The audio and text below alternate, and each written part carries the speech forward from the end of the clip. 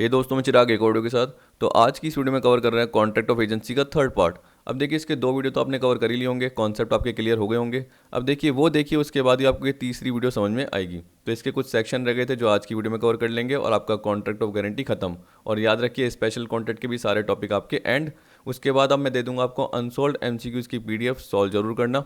उसके बाद आपको ये भी पता है कि सॉल्व एमसीक्यूज की पीडीएफ और एक्सप्लेनेशन का लिंक तो आपको मिल ही जाता है। तो देखिए, अब स्टार्ट करते हैं। आज का पहला सेक्शन है section 230 and 231, when an agent is personally liable. तो देखिए, पिछली वीडियो के एंड में भी मैंने आपको बता दिया था कि एजेंट की वैसे जनरली पर्सनल लायबिलिटी नहीं रहती है। वैसे किसकी रहती है? प्रिंसिपल की ही रहती है। लेकिन कुछ एक्सेप्शन भी दे रखे हैं जिसमें एजेंट की पर्सनल लायबिलिटी रहेगी, जो आज की वीडियो में कवर कर लेंगे। तो सबसे पहले देखिए, यही बोल रहा है कि जनरल रूल क्या है? No personal liability. जब तक कि कॉन्ट्रैक्ट में कुछ अपोजिट नहीं दे रखा हो, तब तक एजेंट की कोई भी पर्सनल लायबिलिटी नहीं रहती। ये तो जनरल रूल है। लेकिन फिर आगे कवर करेंगे एक्सेप्शन, जिसमें एजेंट की पर्सनल लायबिलिटी भी आ जाएगी। तो सबसे पहले देखिए क्या दे रखा है। In the absence of contract to contrary, an agent can not personally enforce contracts entered into by him on behalf of its principal be held personally liable for them. तो इसका मतलब क्या? एजेंट को पर्सनली लाइबल नहीं ठहराया जा सकता जो भी उसने प्रिंसिपल के बिहाफ पे कॉन्ट्रैक्ट एंटर किए हैं। तो इसका मतलब प्रिंसिपल ही लाइबल होगा। सबसे पहले तो ये दे दिया है। कह रहा है this is because the agent merely acts on behalf of his principal. Agent क्या कर रहा है? प्रिंसिपल के बिहाफ पे ही काम कर रहा है। लेकिन देखिए, कुछ एक्सेप्शन भी होते हैं जिसमें एजेंट को लाइबल ठहराया जा सकता है। एजेंट ने क्या करा? अपनी अथॉरिटी से ज़्यादा काम कर लिया, तो उस केस में उसको पर्सनली लाइबल ठहराया जा सकता है। उसने फ्रॉड कर लिया, मिस रिप्रेजेंटेशन कर लिया।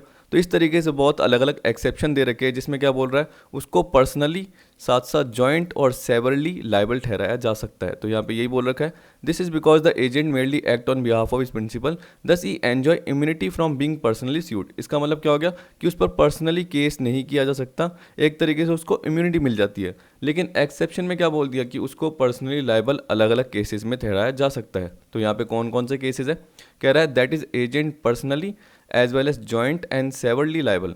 तो जॉइंट एंड सेवरली मतलब क्या है? और कोई भी एजेंट है उसके साथ, जैसे हम सब एजेंट ये बोलते हैं। तो उस केस में आपको पता है कि वो इंडिविजुअली भी लाइबल ठहराया जा सकता है और जॉइंटली भी लाइबल ठहराया जा सकता है और पर्सनली भी लाइबल ठहराया जा सकता है। और ऐसे भी बोल सकते हो कि वो प्रिंसिपल के साथ भी लाइबल ठहराया जा सकता है, ठीक है, उस पार्ट के लिए। तो यहाँ पे ये बोल रहा था agent is personally liable in the following cases foreign principal. तो यहाँ पे बोल रहा है कि जब कॉन्ट्रैक्ट किया गया थर्ड पार्टी ने, यानी किसी कस्टमर ने एजेंट के साथ, यही है, यानी कस्टमर ने एजेंट से माल खरीदा और एजेंट के पास जो गुड्स है वो किसके हैं? फॉरेन प्रिंसिपल के हैं। मतलब एजेंट का जो फॉरेन प्रिंसिपल है, मैन हेड है, वो कहाँ पर है? दुबई में है, इंडिया के बाहर है, कंट्री में। तो उस केस में हम क्या बोलेंगे? एजेंट को पर्सनली लाइबल ठहराया जा सकता है। कस्टमर क्या कर सकता है? एजेंट पे केस कर सकता है। यहाँ पे बोल रहा है where the contract is made by an agent for the sale और purchase of goods for a merchant resident abroad. तो इसका मतलब क्या? जो व्यापारी बाहर रह रहा है फॉरेन प्रिंसिपल, उसकी वहाँ पे एजेंट क्या कर रहा है? कस्टमर्स को गुड्स बेचने का काम कर रहा है। अगर कोई डिफॉल्ट हो गया या कस्टमर को कुछ लॉस हो गया तो वो किससे रिकवर कर सकते हैं? एजेंट से रिकवर कर सकते हैं और उसको लाइबल ठहरा सकते हैं, ना कि प्रिंसिपल को, क्योंकि ये फॉरेन प्रिंसिपल का केस हो गया। फिर देखिए अनडिस्क्लोज प्रिंसिपल, जहाँ पे हम बोल सकते हैं कि कस्टमर्स को फॉरेन प्रिंसिपल का पता नहीं था और एजेंट ने डिस्क्लोज भी नहीं करा। तो where the agent does not disclose the name of his principal, agent ने प्रिंसिपल का नाम ही नहीं बताया, तो कस्टमर किसके पास जाएगा? एजेंट के पास ही जाएगा, नॉर्मल सा पार्ट। फिर देखिए थर्ड क्या बोल रहा है, principal can not be sued. देखिए प्रिंसिपल कब स्यूड, यानी प्रिंसिपल पे कब केस नहीं कर सकते हैं। मान के चलिए ये प्रिंसिपल है, ये एजेंट है और ये थर्ड पार्टी हो गया। एजेंट ने थर्ड पार्टी को माल बेच दिया। अब देखिए बोल रहा है कि एजेंट ने जब भी क्या कर दिया, थर्ड पार्टी को माल बेचा, तो उसने एक तरीके से एजेंसी का पार्ट किया है, कॉन्ट्रैक्ट ऑफ एजेंसी था। प्रिंसिपल क्या था उस वक्त? तो साउंड माइंड था उस वक्त, एक तरीके से मैं बोल रहा हूँ स्वस्थ दिमाग का था, अच्छे ढंग से काम कर रहा था, रैशनल सोच रख रहा था। लेकिन उसके बाद प्रिंसिपल क्या हो गया? अनसाउंड माइंड हो गया। जैसे ही एजेंट को अपॉइंट किया उसके बाद क्या हो गया? प्रिंसिपल अनसाउंड माइंड हो गया। तो इस केस में हम बोल सकते हैं कि जो थर्ड पार्टी है कस्टमर, वो एजेंट को ही लायबल ठहराएगी, वो प्रिंसिपल को लायबल ठहरा ही नहीं सकती। क्यों? क्योंकि उसके सोचने समझने की शक्ति ही नहीं है। तो यहाँ पे यही बोल रहा है where the principal though disclose can not be sued, principal becoming of unsound mind subsequent to appointment of agent. Agent को अपॉइंट करने के बाद प्रिंसिपल, शुरू में तो प्रिंसिपल, देखिए आपको बताया कि जब मैंने बताया था कि एक एजेंसी क्रिएट होती है तो उस केस में प्रिंसिपल क्या होना चाहिए? साउंड माइंड और मेजर होना चाहिए। तो जब कॉन्ट्रैक्ट ऑफ एजेंसी बनी तब तो प्रिंसिपल सही था, लेकिन जैसे ही एजेंट अपॉइंट किया उसके बाद प्रिंसिपल अनसाउंड माइंड हो गया, ये बोल रहा है। अब देखिए उसके बाद फोर्थ पॉइंट में क्या बोल रहा है, acting for a principal not in existence. देखिए इसमें जनरली बोल रहा है कि जब एजेंट ने क्या करा था, कुछ भी कॉन्ट्रैक्ट किया था किसी पार्टी के साथ, तो उस वक्त प्रिंसिपल एग्जिस्टेंस में ही नहीं था। तो यहाँ पे इसका एक मेन एग्जांपल कौन सा है, प्रमोटर का। प्रमोटर क्या होता है, आपको पता है कि जो कंपनी के प्रमोशन, एक तरीके से हम बोल सकते हैं कंपनी की स्थापना से इनकॉर्पोरेशन से पहले के प्रीलिमिनरी एक्सपेंसेस करते हैं, लीगल सर्वे एक्सपेंसेस हो गए, प्रोस्पेक्टस छपवाने के, प्रिंटिंग के एक्सपेंस हो गए, रजिस्ट्रार को पे करने के एक्सपेंसेस हो गए, वो सारे प्रमोटर करता है। तो आपको पता है कि कंपनी इनकॉर्पोरेट ही नहीं हुई, यानी प्रिंसिपल तो एग्जिस्टेंस में है ही नहीं, उससे पहले ही एजेंट ने थर्ड पार्टीज के साथ, जैसे लॉयर को लीगल फीस पे करी, तो आपको पता है कि वो सारे के सारे उसने खर्चे पे किए हैं। तो उस केस में अगर कोई भी डिफॉल्ट हो जाता है तो उसको ही पर्सनली लायबल ठहराया जाएगा। तो यहाँ पे ये बोल रहा है where the agent acts for a principal who is not in existence at the time of making contract. तो एजेंट मतलब कौन हो गया, प्रमोटर एक तरीके से, और प्रिंसिपल कौन हो गई, कंपनी। तो कंपनी एग्जिस्टेंस में थी ही नहीं, उससे पहले प्रमोटर क्या कर रहा था, अलग अलग पार्टीज के साथ कॉन्ट्रैक्ट कर रहा था। He shall be personally held liable. Example, contracts entered into by promoters before incorporation of company are made in their personal capacity. इसका मतलब क्या है, प्रमोटर ने अपनी पर्सनल कैपेसिटी में किया है, इसलिए वो पर्सनली लायबल ठहराया जाएगा। फिर देखिए फिफ्थ बोल रखा है agency coupled with interest section 202। इसको मैंने अलग से भी कवर किया है तो आपको पता चल जाएगा, और एग्जाम्पल भी मैंने कवर कर लिया जिससे आपको ज़्यादा टिपिकल पार्ट नहीं लगेगा। कह रहा है where the agent has an interest in the subject matter of agency. तो इसका मतलब क्या है, कोई एजेंसी है। अब देखिए इसमें ऐसे बोल सकते हैं, मान के चलिए कि बी नाम का एक पर्सन था, उसने अपने दोस्त को क्या कर रखा था, लोन दे रखा था एडवांस, ठीक है। जैसे मान के चलिए 20,000 का एडवांस दे रखा था। अब उसके बाद देखिए एक क्या है कि ए के पास बहुत सारे गुड्स पड़े हुए हैं, यानी ए का खुद का बिजनेस है, तो उसने बी को क्या कर दिया, एजेंट अपॉइंट कर दिया, और उसके बोला कि उसको ये बोला कि जब भी तू कस्टमर्स को माल बेचेगा तो जो भी तेरे पास क्या आएगी, सेल प्रोसीड आएगी, क्या आएगी, सेल प्रोसीड आएगी, उसका तो तुझे कमीशन तो मिलेगा ही, ठीक है। कमीशन या जो भी रेमूनरेशन है उस पर तो मैं तेरे को अपॉइंट कर ही रहा हूँ, पर साथ में जो तेरा 20,000 का पार्ट है वो भी तू क्या करना, उस सेल प्रोसीड से कवर कर लेना। मतलब जो भी अमाउंट मिलेगा उसमें से अपना 20,000 काट लेना और बाकी मुझे दे देना, और इसके अलावा अपना कमीशन भी काट लेना। तो इसका मतलब क्या है कि यहाँ पर पहले से ही ये लोन का पार्ट दिया हुआ है बी ने एज ए फ्रेंड ए को, उसके बाद एक तरीके से इनके बीच में कॉन्ट्रैक्ट ऑफ एजेंसी का पार्ट आ रहा है, जिसमें साथ में क्या हो गया, कपल्ड विद इंटरेस्ट। इसका मतलब क्या है कि नॉर्मल कमीशन रेमुनरेशन के अलावा एक्स्ट्रा बेनिफिट भी कस्टमर को, सॉरी कस्टमर बोल रहा हूँ, बी को क्या मिल रहा है कि बी को जनरली अपना लोन भी रिकवर होने को मिल रहा है। तो यहाँ पे बोल रहा है where the agent has an interest in the subject matter of agency. तो एजेंसी के साथ साथ मतलब कमीशन मिलने के साथ साथ उसका जो एडवांस का पार्ट है वो भी कवर हो रहा है, ठीक है। तो ये हो गया एक तरीके से कपल्ड विद इंटरेस्ट। पर याद रखना कि ऐसे नहीं कि ए पहले से ही प्रिंसिपल था और बी एजेंट था और उसके बाद लोन दिया गया है। तो आपको बताया कि पहले से ही इनके बीच में क्या हो गया था, एजेंसी का कॉन्ट्रैक्ट हो गया था, उसके बाद बी ने ए को लोन दिया और बाद में ये कंडीशन तय हुई, तो बाद में नहीं होनी चाहिए। ये बोल रहा है कि जो कपल्ड विद इंटरेस्ट का पार्ट है वो कॉन्ट्रैक्ट के टाइम होना चाहिए था, मतलब कॉन्ट्रैक्ट ऑफ एजेंसी के टाइम ये लोन का पार्ट पहले से ही होना चाहिए था, तब जाके इस तरीके से होगा। तो देखिए 6 पॉइंट में क्या बोल रहा है, agent guilty of fraud section 238। तो यहाँ पे बोल ही दिया कि अगर एजेंट क्या करता है, फ्रॉड करता है, मिस रिप्रेजेंटेशन करता है, गलत तरीके से एक्सप्लेनेशन करता है कस्टमर को, जिससे कस्टमर को लॉस हो जाता है, जबकि वो इसको ट्रू मान रहा है, यानी एजेंट इसको ट्रू मान रहा है, या एजेंट जानबूझ के फ्रॉड करता है, तो उस केस में उसके लिए उसको पर्सनल लायबल ठहराया जाएगा। That are outside the scope of his authority, जो उसकी अथॉरिटी के बाहर है, तो उस केस में उसको पर्सनली लायबल ठहराया जाएगा। And do not affect his principal, और वो प्रिंसिपल को अफेक्ट नहीं करेगा, यानी प्रिंसिपल को लायबल नहीं ठहराया जाएगा, एजेंट को लायबल ठहराया जाएगा। तो जो थर्ड पार्टी है वो एजेंट पे केस कर सकती है, और जो भी अथॉरिटी के बाहर काम है उस पर एजेंट पे केस किया जा सकता है। अथॉरिटी के अंदर है तो उस केस में तो प्रिंसिपल ही लायबल होगा, अथॉरिटी के बाहर है, फ्रॉड किया गया, मिस रिप्रेजेंटेशन किया गया, तो एजेंट लायबल होगा। Agent exceed authority and act not ratified. देखिए वही सीधी सी बात है, मैंने आपको खूब बार बताया है कि ए जनरली क्या कर रहा है, बी को बोल रहा है कि इस सप्लायर से माल खरीदना, और मैंने आपको बताया है कि यहाँ पे उसने कंडीशन क्या बता दी कि 100 क्वांटिटी ही खरीदना। ए ने कंडीशन बता दी कि 100 क्वांटिटी सप्लायर से खरीदना पर मंथ, लेकिन बी ने क्या कर दी, 110 क्वांटिटी खरीद ली सप्लायर से, ठीक है। और सप्लायर को भी नॉलेज है कि जनरली बी क्या करता है, 100 ही खरीदता है, लेकिन सप्लायर ने उसको 110 दे दी, तो 10 यूनिट के लिए वो ए को लायबल नहीं ठहराएगा सप्लायर, वो बी को ही लायबल ठहराएगा। इसका मतलब अगर बी पेमेंट में डिफ़ॉल्ट करता है, बी पेमेंट नहीं कर पाता 110 यूनिट का, 100 यूनिट का ही कर पाता है, तो बाकी 10 यूनिट के लिए सप्लायर बी के पास ही जाएगा, ए के पास नहीं जाएगा। तो प्रिंसिपल को लायबल नहीं ठहराएंगे, किसको ठहराएंगे, एजेंट को लायबल ठहराएंगे। तो यहाँ पे बोल रहा है या तो अथॉरिटी में काम नहीं करता, तो आपको बहुत सारे मैंने केस बताए जिसमें क्या हो गया, बाद में प्रिंसिपल ने रेटिफाई कर दिया। जैसे आपको बताया कि ए के पास क्या है, बी का एडवांस मनी पड़ा है, और ए ने क्या कर दिया, सी को लोन दे दिया। अब अगर सी जो लोन पे इंटरेस्ट का पार्ट है और इंस्टॉलमेंट का पार्ट है, अगर वो पे कर देता है और क्या करता है, जो बी का मनी है, मैंने क्या बताया, बी का जो मनी है वो ए के पास है, तो ए एक तरीके से उसके पास एजेंट के फॉर्म में अथॉरिटी नहीं थी, लेकिन उसने क्या करा, ए का जो पैसा है वो सी को दे दिया, किसी थर्ड पार्टी को एडवांस में दे दिया। अब उस पर जो इंटरेस्ट पार्ट है वो क्या है, बी ने एक्सेप्ट कर लिया, मतलब प्रिंसिपल ने एक्सेप्ट कर लिया, तो अभी एक तरीके से प्रिंसिपल हो गया। वैसे प्रिंसिपल और एजेंट का रिलेशनशिप नहीं था, लेकिन अगर इसने एक्सेप्ट कर लिया तो वो रेटिफाई हो गया। अगर ये रेटिफाई करता ही नहीं तो उस केस में आप बोल सकते हैं कि एजेंट ही लायबल होता। अगर कोई भी डिफॉल्ट हो रहा है और सी को लॉस हो रहा है उससे, तो वो बी को लायबल नहीं ठहरा सकता, वो तो ए को ही लायबल ठहराएगा, क्योंकि आपको पता है कि यहाँ पे ए और सी के बीच में ही कॉन्ट्रैक्ट हुआ है। बी को तो इसके बारे में पता ही नहीं था, बी का तो पैसा किसके पास पड़ा था, ए के पास था, और ए ने क्या कर दिया, जानबूझ के किसको दे दिया, सी को दे दिया। तो यहाँ पे आपको पता है कि जो बी है जिसका मनी था उसने रेटिफाई किया ही नहीं, तो यहाँ पे यही बोल रहा है where an agent act either without any authority or exceed his authority. मैंने आपको बता दिया 100 की जगह 110 खरीद ली, तो he shall be held personally liable when the principal does not ratify his act.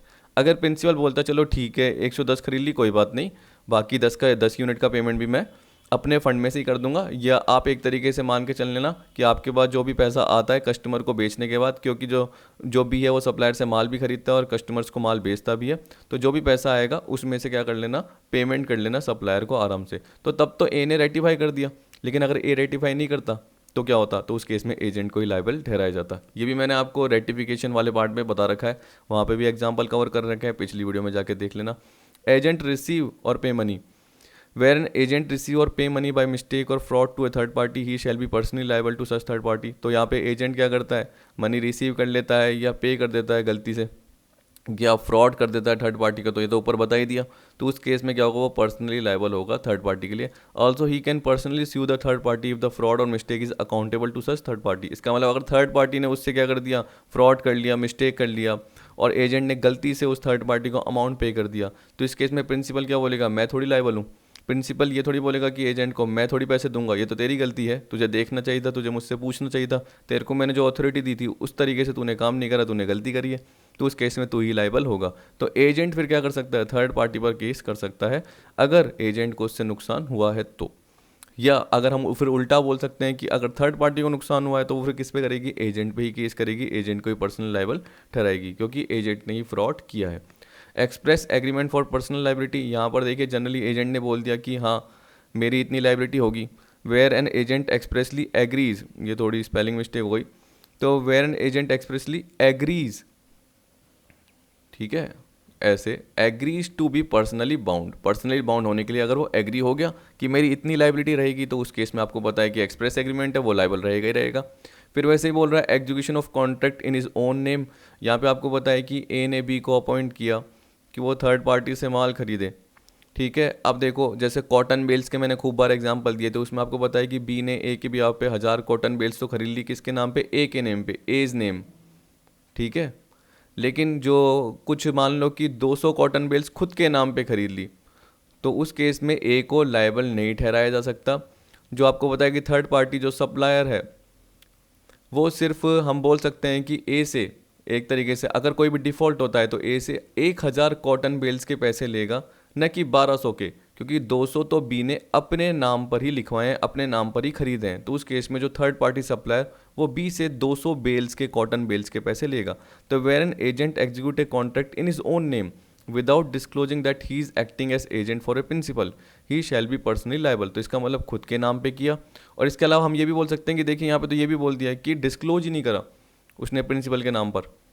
Example, an agent signs a negotiable instrument without making it clear that he is signing it as an agent only. अब देखिए यहाँ पे agent ने क्या करा, एक negotiable instrument यानी जैसे मान के चलिए प्रॉमिसरी नोट है वो साइन कर लिया बिना किसी प्रिंसिपल की इन्फॉर्मेशन के, यानी एक पेमेंट करने का वचन दे दिया उसने सप्लायर को कि हाँ मैं पेमेंट करने के लिए तैयार हूँ, लेकिन इसके बारे में प्रिंसिपल को पता ही नहीं है, तो उस केस में एजेंट ही लायबल ठहराया जाएगा। He shall be held personally liable on the same, he would be personally liable as a maker of promissory note, क्योंकि उसने उस प्रॉमिसरी नोट को बनाया, ठीक है, मेक किया, उसको लिखा और उस पर साइन कर दिया और सामने वाले को दे दिया कि मैं प्रॉमिस करता हूँ कि आपको मैं 1 महीने बाद पैसे दे दूंगा, जबकि उसने प्रिंसिपल की परमिशन ली ही नहीं।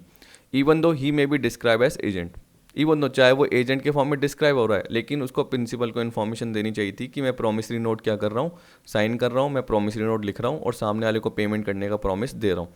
तो वो प्रिंसिपल को बताता तब जाके प्रिंसिपल लायबल होता, लेकिन उसने उसको बताया ही नहीं। ठीक। ट्रेड कस्टम और यूजेस, वेयर ट्रेड यूजेस और custom makes an agent personally liable. तो बोल रहा है कि जहाँ पे एक तरीके से क्या होता है, कस्टम ऑफ ट्रेड, इसका मतलब व्यापार चल रहा है तो पहले से ही परंपरा चली आ रही है, पहले से ही कस्टम रीति रिवाज चले आ रहे हैं, तो उस केस में क्या होगा, उसको पर्सनली लायबल ठहराई जाएगा। यहाँ पे एक केस बोल रखा है कि जहाँ पे एक्स का एक शेयर ब्रोकर है, वो 100 शेयर 100 रुपये के खरीदता है और इन्हीं 100 शेयर्स को 90 रुपये में बेच देता है। किसके बिहाफ पे? वाई के बिहाफ पे। Who refuses to give the difference, जिसने क्या करा, जो वाई ने जो 100 और 90 का जो डिफरेंस है 10 रुपये वो देने से मना कर दिया। तो X is personally liable because it is a custom that a share broker is personally liable for the contracts enter into by him. तो ये बोल रहा है कि जनरली एक कस्टम है जहाँ पे शेयर ब्रोकर को ही पर्सनल लायबिलिटी होती है कि जो उसने माल खरीदा है बेचा है उसका 10 रुपये का पार्ट उसके लायबल वही रहेगा। अब हाँ, बाद में अलग बात है कि वो किस पे केस कर सकता है, इस पे केस कर सकता है रिकवर के लिए कि जिसने वाई ने मना कर दिया। ठीक, क्योंकि उसके बिहाफ पे उसने क्या करें, शेयर खरीदने बेचने का काम किया है। लेकिन अगर उसने क्या कर दिया, शेयर बेच दिया 90 रुपये में इसके कहने पर, देखिए आजकल तो होता नहीं, क्योंकि आपको पता है कि आजकल तो ऑनलाइन हो गया, डीमेट ये पार्ट हो गया। पहले तो चलो क्या हो गया, ट्रस्ट के बेसिस पे हो जाता था, तो ये पुराने तरीके से दे रखा है पार्ट, जहाँ पर एक्स यानी एजेंट ही क्या होगा, पर्सनली लायबल होगा जो भी डिफरेंस का पार्ट है उसके लिए। ठीक। फिर देखिए 12वें में क्या बोल दिया, 12th पॉइंट में, agent with special interest, an agent with special interest और विद ए बेनिफिशियल इंटरेस्ट, जिसमें बोल दिया फैक्टर। फैक्टर क्या करता है, किसी और के गुड्स अपने पास रखता है और उससे मनी रेज करने का काम करता है सिक्योरिटी के फॉर्म में। यानी आप मान के चलो कि ए नाम का पर्सन है, उसके पास बी के गुड्स हैं और वो क्या कर रहा है, बैंक के पास जा रहा है, फाइनेंशियल इंस्टीट्यूशन के पास जा रहा है और सिक्योरिटी के फॉर्म में उन गुड्स को, जो बी के गुड्स हैं, किसके गुड्स हैं, बी के गुड्स हैं, जो किसके पास है, ए के पास है, तो ए क्या करेगा, फाइनेंशियल इंस्टीट्यूशन के पास जाएगा और सिक्योरिटी के फॉर्म में उन्हें गिरवी रख लेगा। ठीक, एक तरीके से दे देगा और उसके बिहाफ पे क्या करेगा, मनी रेज कर लेगा, जो कि वो किसके बिहाफ पे कर रहा है, बी के बिहाफ पे। और आपको पता है कि जब भी वो रेज कर रहा है तो उसके बदले में उसे कुछ ना कुछ रेमूनरेशन, स्पेशल इंटरेस्ट मिल ही रहा है। ठीक है, अमाउंट मिल ही रहा है। वैसे ऑक्शनर क्या कर रहा है, आपके बिहाफ पे आपके गुड्स की नीलामी कर रहा है, तो ये बोल रहा है कि वो केस कर सकते हैं एंड बी स्यूड पर्सनली, और उन पर भी केस किया जा सकता है अगर उन्होंने कोई डिफ़ॉल्ट किया है। ये आपको पता है कि ये गुड्स है, उसका गबन कर लिया, उसको चुरा लिया, छुपा लिया, ऐसे हो सकता है फैक्टर ने। ठीक है, उसको उसको अपने पर्सनल बेनिफिट के लिए यूज़ कर लिया। ऑक्शनर के पास जो गुड्स था उसने अपने पर्सनल बेनिफिट के लिए यूज़ कर लिया, तो उस पर भी केस किया जा सकता है। वैसे ऑक्शनर को, या हम बोल सकते हैं फैक्टर को, जो उसका पैसा नहीं मिला, तो उसके लिए भी वो क्या कर सकता है, केस कर सकता है। तो दोनों चीज़ें हो सकती है। फिर देखिए ये बोल दिया, action against agent or principal, where the agent is personally liable, a person dealing with him may hold either him or his personal or his principal or both of them liable. इसका मतलब क्या है कि अगर third party चाहे तो agent को liable ठहरा सकती है या प्रिंसिपल को या दोनों को। तो liability of principal and agent in joint and several, मैंने आपको ऊपर ही बताया था कि उस केस में आपको पता है कि जो एजेंट के साथ प्रिंसिपल को भी लायबल ठहराया जा सकता है, तो इंडिविजुअली भी है और जॉइंटली भी है। ठीक है, तो इंडिविजुअल एजेंट लायबल होगा, सेवरल मतलब क्या हो गया, इंडिविजुअली, और जॉइंट मतलब क्या हो गया, एजेंट के साथ प्रिंसिपल को भी लायबल ठहराया जा सकता है। एग्जाम्पल में ये बोल रहा है, A enter into a contract with B to sell him 100 bales of cotton and afterward discover that B was acting as an agent for C. ठीक, अब देखिए ए ने एंटर हुआ कॉन्ट्रैक्ट किसके साथ, बी के साथ। बी ने खुद को मेन बताया ए को, to sell him 100 bales of cotton, यानी ए खरीदना चाहता था 100 bales ऑफ कॉटन। उसको लगा कि मेन पर्सन तो यही है, कोई एजेंसी वेजेंसी नहीं है। लेकिन बाद में पता चला कि बी का मेन पर्सन तो सी था और बी क्या कर रहा है, एज एन एजेंट काम कर रहा है, एक्टिंग कर रहा है, और मेन पर्सन तो क्या है, प्रिंसिपल है। तो ए को ये खटक गया, तो ए क्या कर सकता है, बी को भी लायबल ठहरा सकता है और सी को भी ठहरा सकता है, दोनों को एक साथ भी ठहरा सकता है। तो ये बोल रहा है ए में स्यू आइदर बी और सी, प्रिंसिपल पे या तो प्रिंसिपल पे या एजेंट पे केस कर सकता है या दोनों पे, for the price of cotton. अगर डिफॉल्ट होता है, सीधी सी बात है, या कोई नुकसान होता है तभी जाके तो केस करेगा, वरना उसको मतलब ही क्या है। देखिए चाहे एजेंट हो प्रिंसिपल हो, अगर मैं बोल रहा हूँ कि मुझे पता नहीं था, बाद में पता चला, तो मेरा अगर नुकसान ही नहीं हुआ, मुझे चीज़ सही मिली, तो मैं केस ही क्यों करूँगा। तो यहाँ पे बोल रहा है कि जब क्या होता है, कोई डिफॉल्ट होता है, नुकसान होगा, तभी तो जनरली सामने वाला केस करेगा। फिर देखिए क्या बोल रहा है, exclusive liability, where a person has made a contract with an agent and induces such agent to act upon in it in the belief that only his principal would be held liable.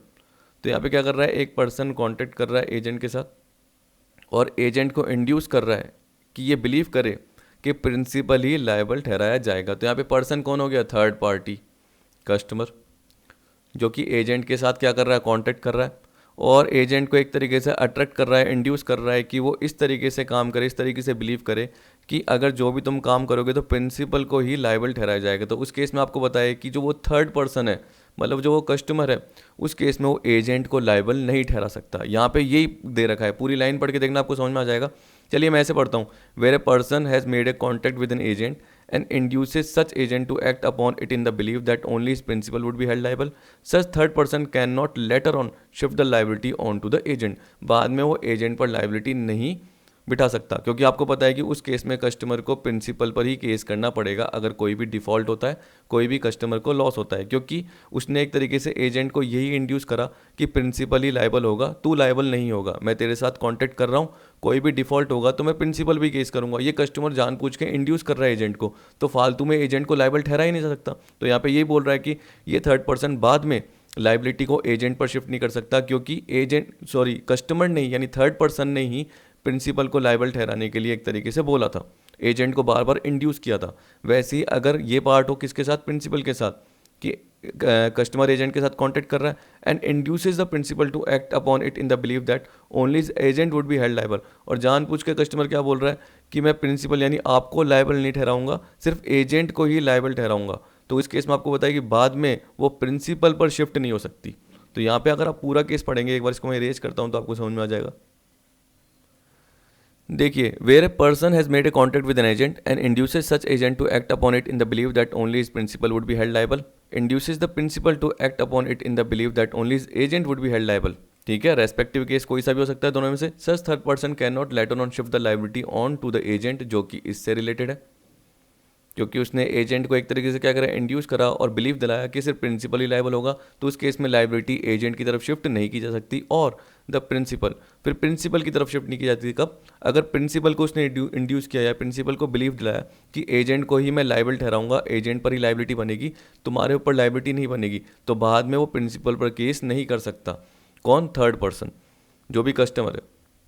ठीक, क्योंकि उसने पहले ही बता दिया, पहले ही induce किया।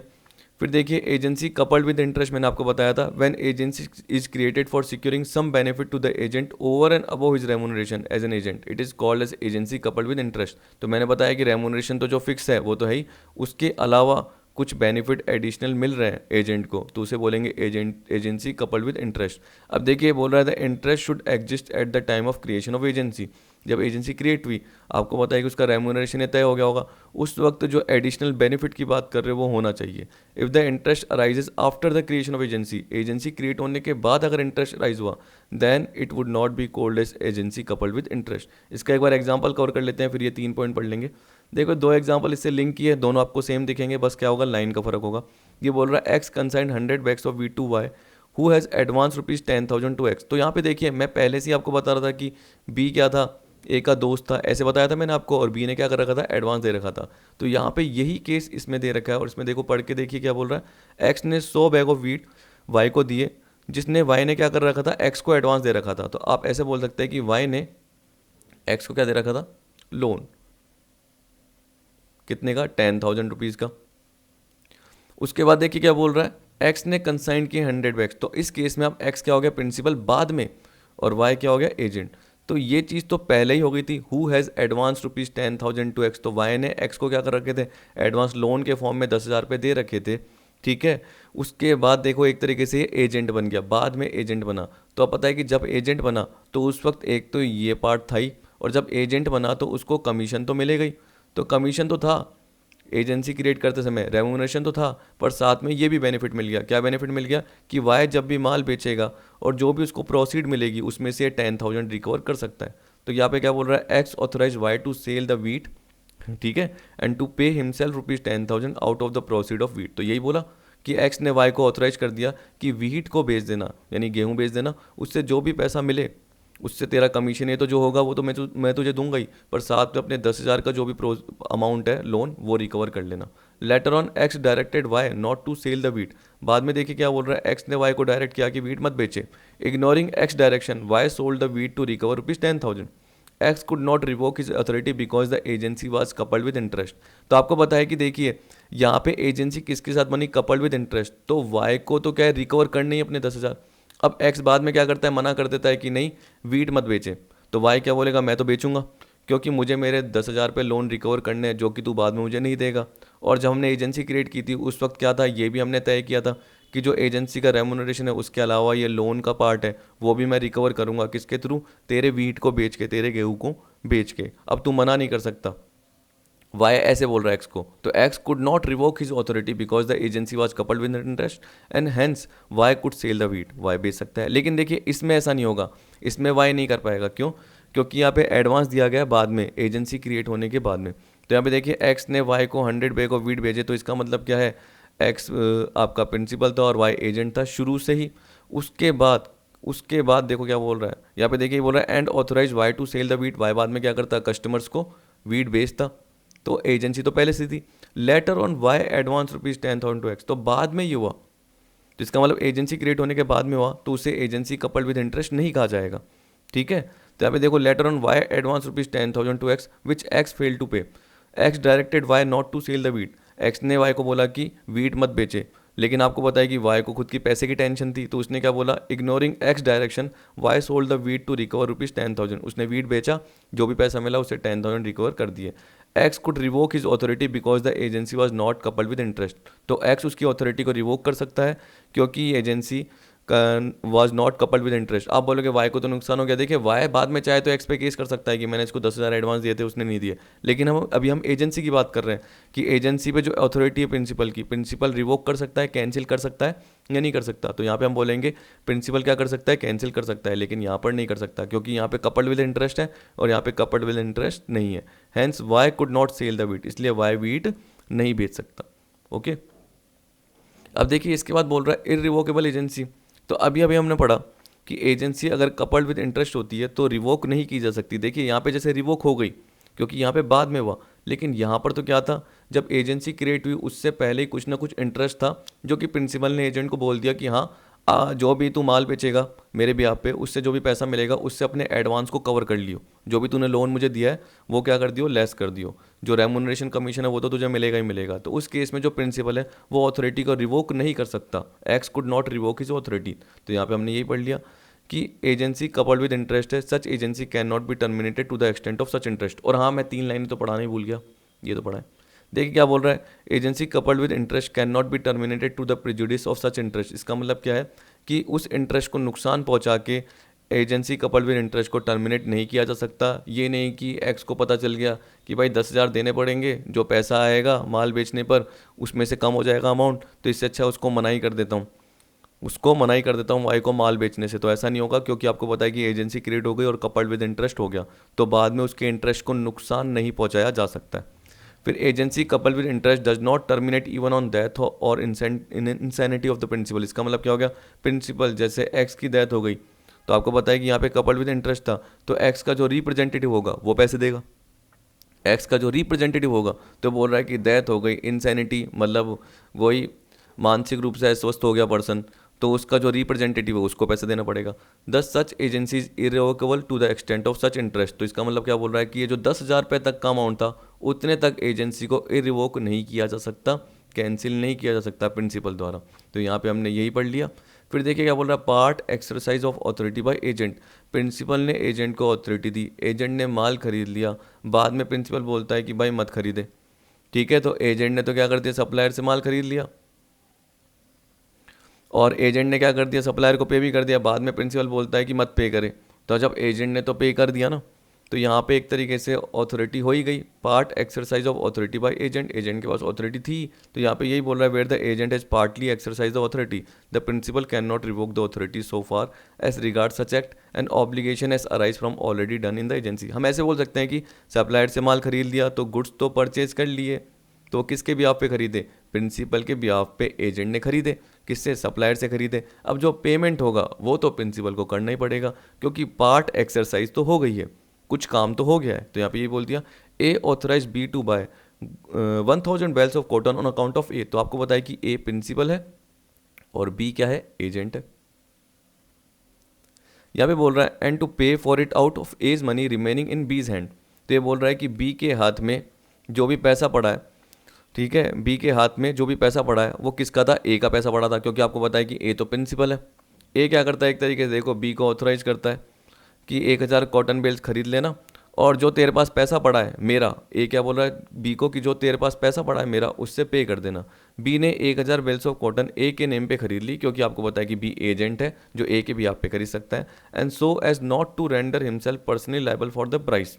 तो इसका मतलब क्या हो गया कि बी पर्सनली लाइबल होगा ही नहीं। क्यों? क्योंकि उसने खुद के नाम पे थोड़ी खरीदे, उसने तो प्रिंसिपल के नाम पे खरीदे, क्योंकि प्रिंसिपल ने उसको ऑथराइज कर रखा है 1000 बेल खरीदने के लिए, और बी ने वही किया। A can not revokes B authority to pay for the cotton.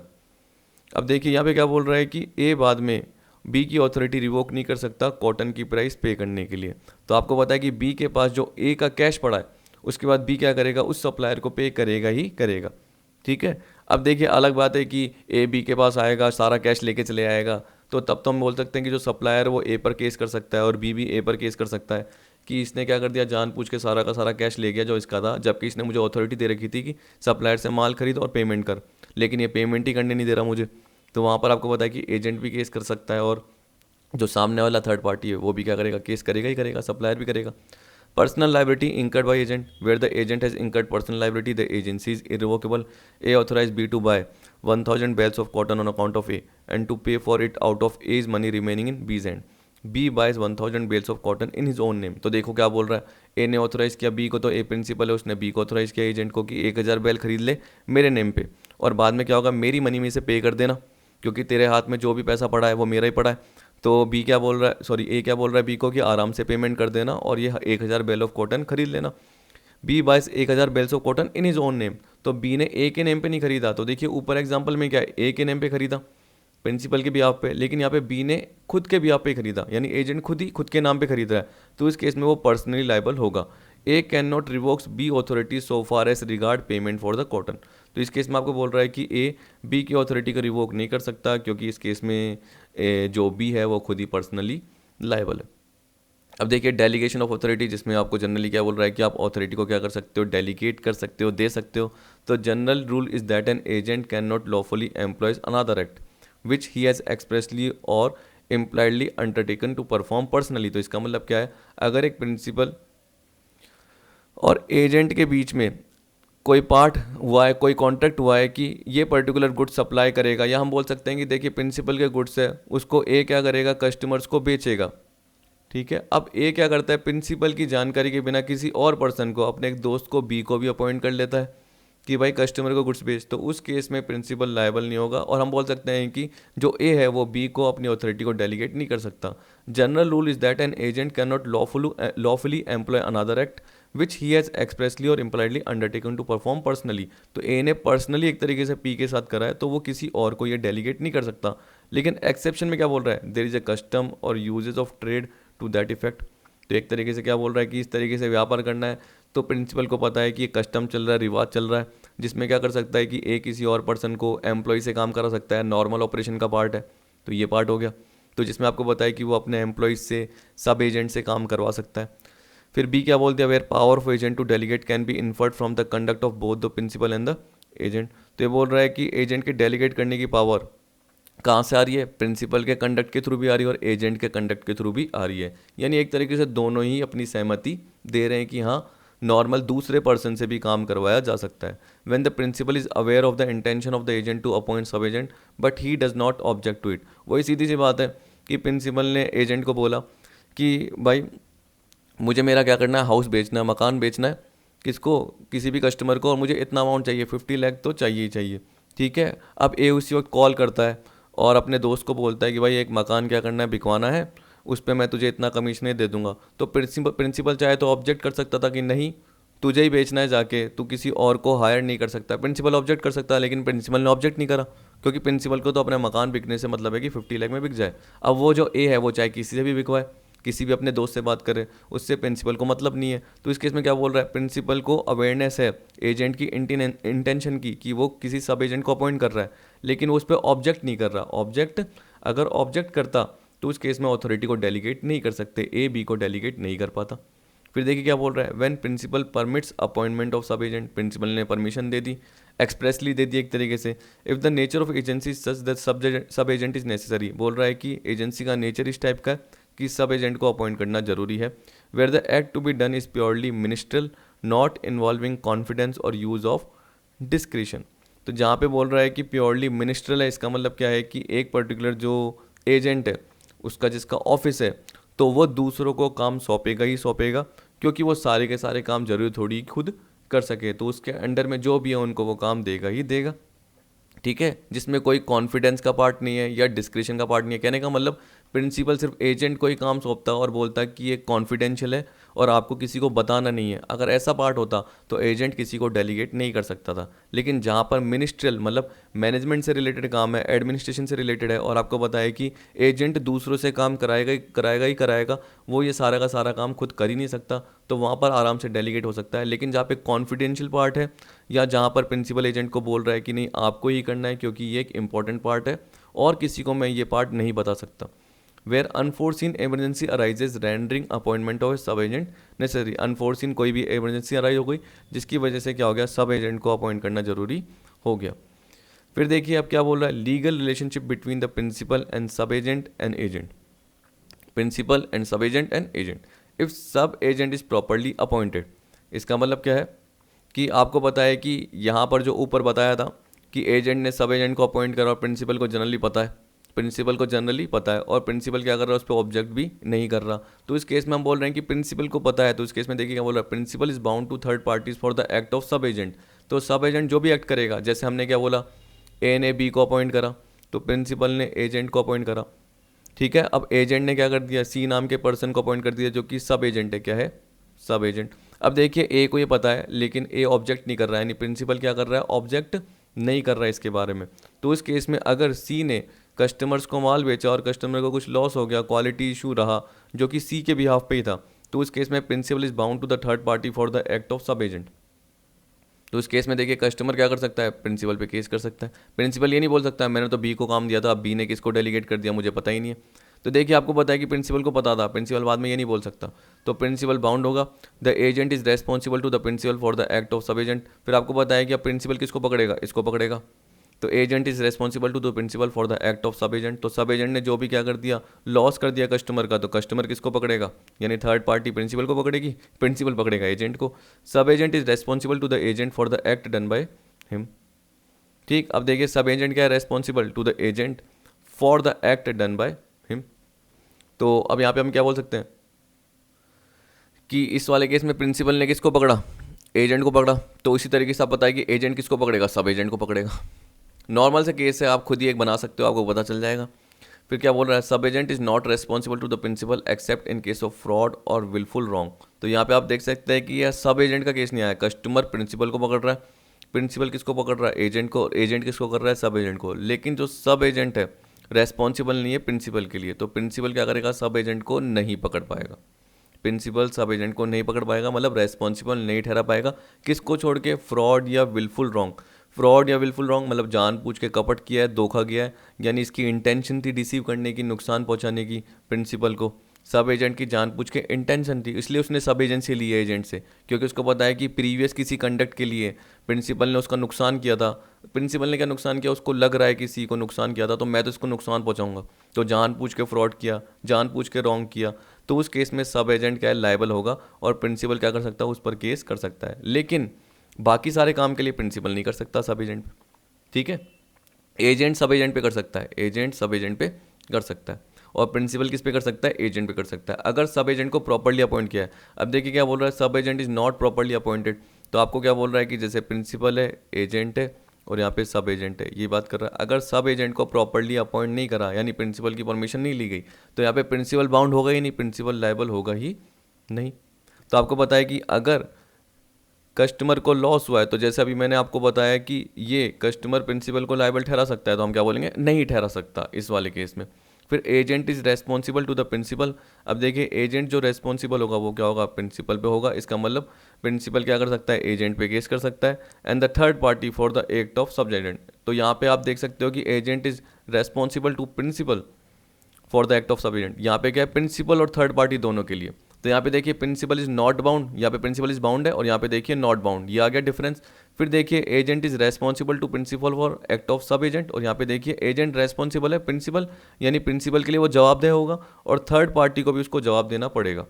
यानी एजेंट एक तरीके से लायबल होगा प्रिंसिपल के लिए भी, प्रिंसिपल को भी लाइबिलिटी का पेमेंट करेगा जो भी है, और कस्टमर को भी पेमेंट करना पड़ेगा, दोनों जगह से गया। सब एजेंट के काम के लिए, sub agent is responsible to the agent for act done by him, तो इसका मतलब सब एजेंट किसके लिए, एजेंट के लिए। तो ये आपने ऊपर भी पढ़ा, सेम ही सेम है।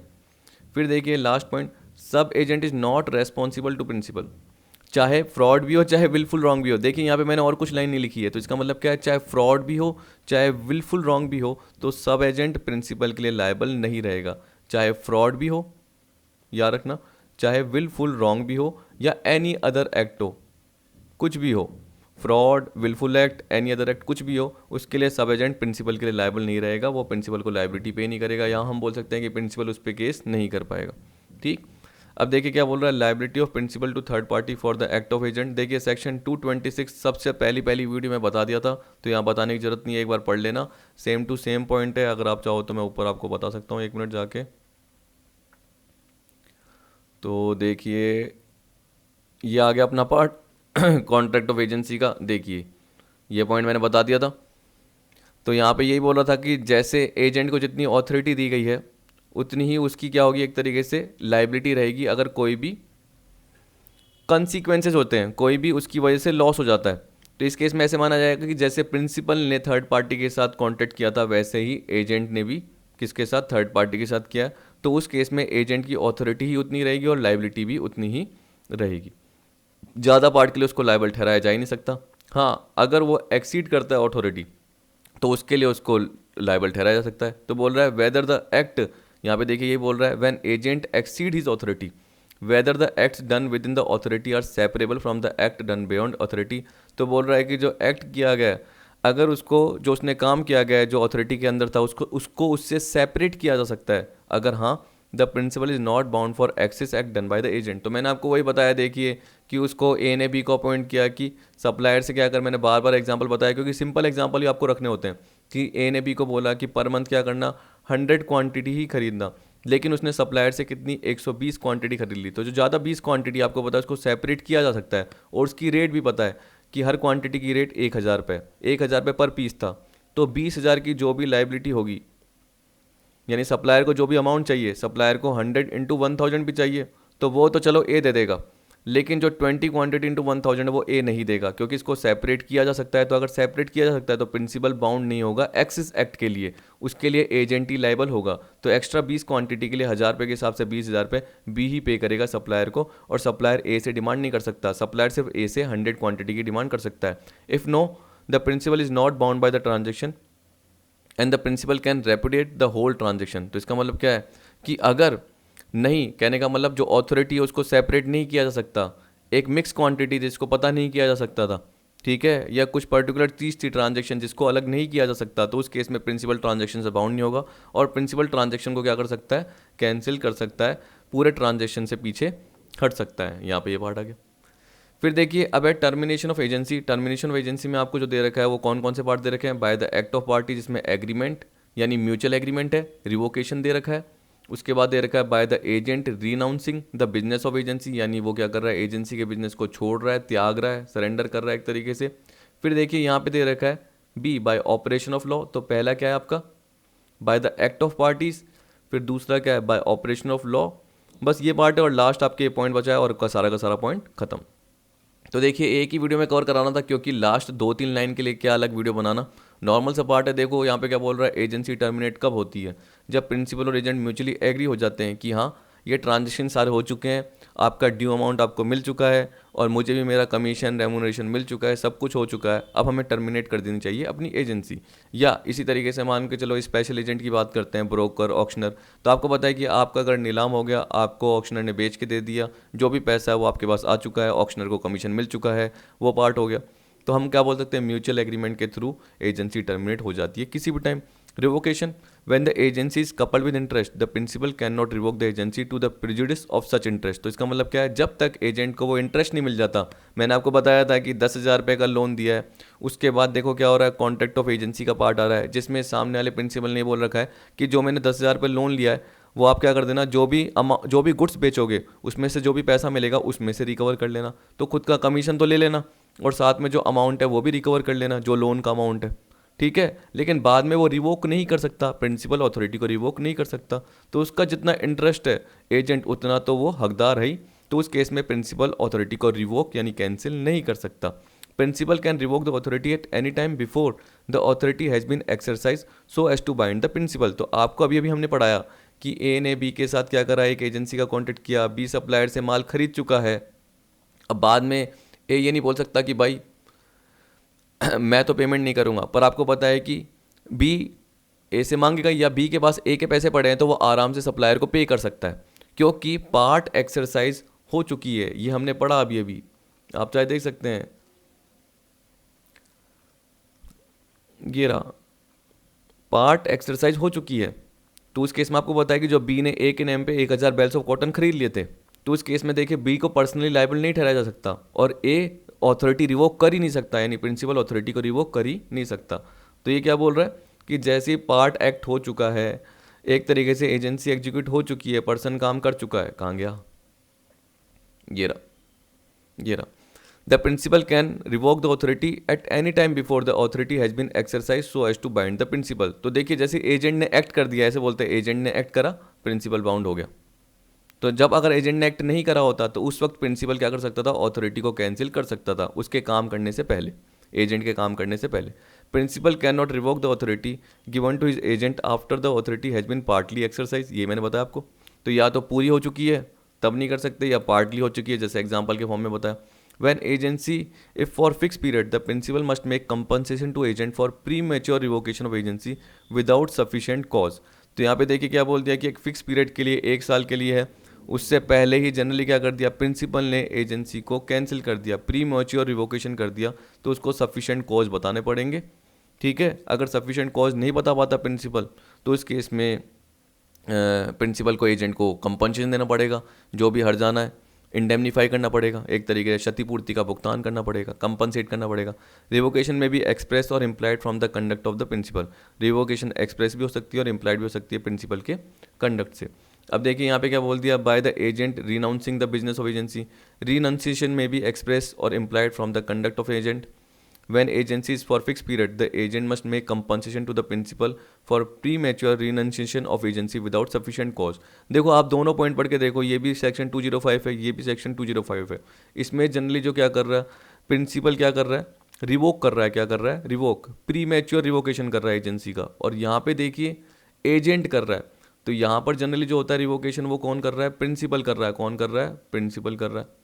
लेकिन जब भी एजेंट करे उसको क्या नाम दिया जाता है, रिनंसिएशन नाम दिया जाता है। तो इस केस में वो क्या कर रहा है, रिनाउंस कर रहा है। रिनाउंस मतलब क्या कर रहा है, सरेंडर कर रहा है, त्याग रहा है एक तरीके से। तो अगर एक्सप्रेस है, इम्प्लाइड है एजेंट के कंडक्ट से, तो वो रिनंसिएशन हो गया एक तरीके से। वैसे यहाँ पे क्या बोल दिया कि अगर एक फिक्स पीरियड है और उसके पहले ही अगर एजेंट क्या करता है, रिनंसिएशन कर लेता है, सरेंडर कर लेता है बिना किसी सफिशिएंट कॉज के, तो एजेंट प्रिंसिपल को क्या करेगा, कंपनसेट करेगा। अब यहाँ पे उल्टा होगा, क्योंकि एजेंट ने करा है तो एजेंट कंपनसेट करेगा। अब देखिए नोटिस ऑफ रिवोकेशन और रिनंसिएशन, जब भी रिवोकेशन रिनंसिएशन होता है, रिवोकेशन कौन करेगा, प्रिंसिपल, और रिनंसिएशन कौन करेगा, एजेंट। तो ये बोल रहा है कि रीजनेबल नोटिस दिया जाना चाहिए, एक पर्टिकुलर टाइम पीरियड होना चाहिए, सामने वाले को पता होना चाहिए। अगर प्रिंसिपल रिवोक कर रहा है तो एजेंट को पता होना चाहिए। अगर एजेंट रिनंसिएट कर रहा है यानी सरेंडर कर रहा है, तो उस केस में प्रिंसिपल को भी पता होना चाहिए, नहीं तो डैमेज मांगा जा सकता है। तो आपको पता है कि अगर प्रिंसिपल रिवोक कर रहा है और उसने नोटिस नहीं दिया तो एजेंट डैमेज मांगेगा। अगर एजेंट ने रिनंशिएट किया और प्रिंसिपल को नहीं बताया, नोटिस नहीं दिया, तो उस केस में प्रिंसिपल डैमेज मांगेगा। ठीक, तो reasonable notice must be given of such revocation or renunciation, otherwise the damage thereby resulting to the principal or the agent. तो प्रिंसिपल या एजेंट क्या मांगेंगे, अपने हिसाब से डैमेज मांग लेंगे, as the case may be must be made good to the one by other. तो इसका मतलब क्या है, एक दूसरे के लॉस को अच्छा करने के लिए, सही करने के लिए, डैमेज को सही करने के लिए वो क्या करेंगे, एक दूसरे से डैमेज मांग सकते हैं। लेकिन आप याद रखना, जब प्रिंसिपल रिवोक करेगा तो एजेंट मांगेगा, क्योंकि प्रिंसिपल ने नोटिस नहीं दिया, और जब एजेंट रिनंसिएट करेगा तो उस केस में कौन मांगेगा, प्रिंसिपल मांगेगा, क्योंकि एजेंट ने प्रॉपर नोटिस नहीं दिया।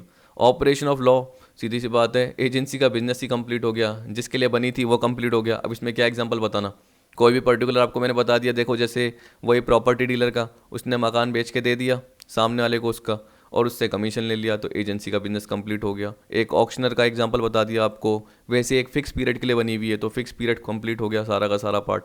तो ये देख सकते हैं कंसाइनर कंसाइनी के बीच में 2 साल का था एग्रीमेंट, 2 साल का पूरा हो गया पार्ट। वैसे क्या बोल दिया, डेथ और इंसैनिटी ऑफ द प्रिंसिपल और एजेंट, प्रिंसिपल या एजेंट की क्या हो गई, डेथ हो गई, या प्रिंसिपल एजेंट क्या हो गया, अस्वस्थ मस्तिष्क के, अनसाउंड माइंड हो गए, इंसैनिटी अवस्था आ गई, वो पार्ट आ गया। थर्ड, वेयर द प्रिंसिपल और agent being a company dissolve, तो ये बोल रहा है प्रिंसिपल या एजेंट अगर कंपनी थी और कंपनी क्या हो गई, डिसॉल्व हो गई।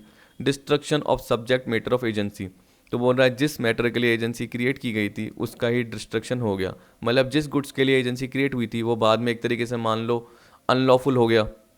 मान लो कि जिस गुड्स के लिए वो डील कर रहे थे वो गवर्नमेंट ने क्या कर दिया, उस पर रेस्ट्रिक्शन लगा दिया, बैन लगा दिया, तो वो एजेंसी किसी बात की रहेगी नहीं। प्रिंसिपल बिकमिंग इंसॉल्वेंट, जो प्रिंसिपल है वो इंसॉल्वेंट हो गया, दिवालिया हो गया, तो वो पेमेंट कर ही नहीं पाएगा, वो आगे क्या करेगा, जो गुड्स वुड्स है वो एजेंट को डिलीवर ही नहीं कर पाएगा। ठीक है, माल की सप्लाई नहीं कर पाएगा तो कहाँ से आगे एजेंसी होगी, तो प्रिंसिपल दिवालिया हो गया। Expiration of period where agency for a fix period, तो आपको मैंने बताया जहाँ 2 साल की है, 3 साल की एजेंसी, उसका पीरियड एक्सपायर हो गया, सिंपल सा पार्ट। अब देखिए last, effective time of termination of agents authority, agent की अथॉरिटी टर्मिनेट होने का इफेक्टिव टाइम क्या है, सेक्शन 208। पार्टी, ये बोल रहा है कि अगर एजेंट है, as regard the agent, time when termination of agent authority takes place when the agent come to know that his authority has been terminated.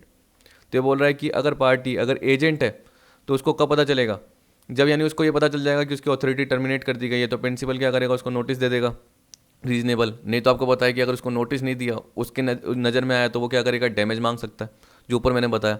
As regard the third person when they come to know that agent's authority has been revoked, तो third person मतलब customer को कब पता चलेगा, जब उसको उसकी agent बता देगा या प्रिंसिपल बता देगा या उसको मार्केट से खबर पता चल जाएगी। तो बोल रहा है when they come to know that agent's authority has been revoked. As regard the sub agent when the original agent comes to know that his authority has been terminated. तो बोल रहा है सब एजेंट को कब पता चलेगा, जब original agent को पता चलेगा कि उसकी अथॉरिटी क्या हो गई, टर्मिनेट हो गई है, तो सब एजेंट की अथॉरिटी भी क्या होगी, टर्मिनेट हो जाएगी। जब ओरिजिनल एजेंट की हो गई तो सब एजेंट की भी हो जाएगी। तो मेरे हिसाब से आपका सारा पार्ट कवर हो गया है। देखिए इसमें ज़्यादा एग्जाम्पल कवर कराने की जरूरत नहीं थी क्योंकि नॉर्मल से पार्ट थे, लेकिन जहाँ जहाँ एग्जाम्पल की नीड थी वहाँ पे मैंने आपको एग्जाम्पल कवर करा दिए। तो आई होप आपको सारा पार्ट समझ में आया होगा। मोस्टली मैंने जितने भी सेक्शंस थे इसके जो ज़रूरी थे वो कवर करा दिए, क्योंकि हम एनटीए नेट कॉमर्स में पता नहीं चल पाता, जब भी अपन टॉपिक देखते हैं या यूनिट देखते हैं उसमें लिखा होता है स्पेशल प्रोविज़न, या जो इंपॉर्टेंट प्रोविजंस है वो भी आएंगे, वही आएंगे। अब मुझे नहीं पता कि इंपॉर्टेंट प्रोविजंस क्या हो सकते हैं, कुछ भी हो सकते हैं इनकी नज़रों में, इसलिए मुझे सारे सेक्शन ही कवर कराने थे।